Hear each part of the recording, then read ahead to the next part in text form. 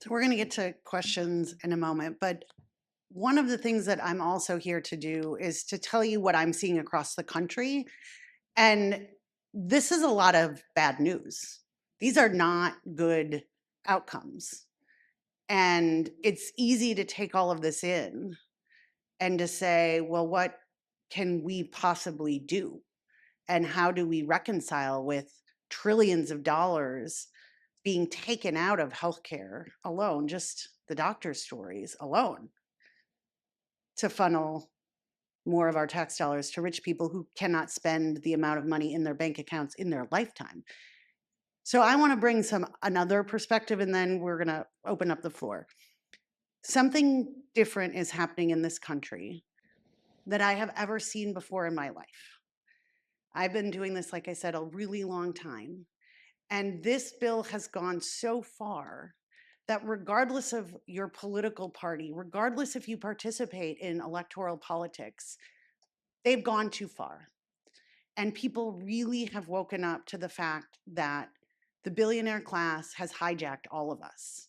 And that unless we do something fundamentally different, and that we take responsibility to organize ourselves different, this is the trajectory we are on. And so there is an awakening happening all over the country where folks are standing up and saying, I've never done anything political before, or I've never spoken at a town hall meeting before, or I have never talked to my neighbors about these issues. But what can I possibly do? So I want us to be thinking about that too, that there is an alternative. Heba said it very clear. These are choices people made. This was a choice. It did not have to be this way. So we are going to continue to hold people accountable who abandoned their communities and sided with the billionaire class and did not have a spine. And that is one set of work. And the other set of work is to dig in really hard and organize for the future that is not going to come from Washington, D.C. or the ultra wealthy or the elite. It's going to come from us. And the hopeful piece is there's now more of us who are willing to work together because there is no alternative. No one is coming to save us. And I kind of asked the same question, like, well, who's in charge? Where's the plan? Well, guess what?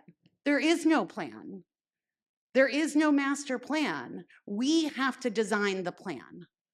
And you know what? The plan will actually be better and work because it comes from us. We know what our family and community needs. And so that's the big part that gets me excited. And it's why I've lived on this bus for the last 5 weeks, is because we get to be in the driver's seat. No more free rides for these people. No more free rides for politicians that don't reflect us. And it means we've got to step up, we've got to do the work, and we get to reimagine the future that we deserve. And what I'm here to say is that's happening everywhere. Folks are saying, great, we're in, let's do it. So we're going to talk about some more of that today. And that's the future work. Fair Share America is not just doing this as a drive-by once and then you're never going to see us again. We are here to build a movement and present policy choices that actually repeal the whole damn thing and put in something better and stronger because we know we have the expertise. So that's the invitation, to hang in this for the long haul, to not give up hope, because right now it is hard. These are not hopeful stories.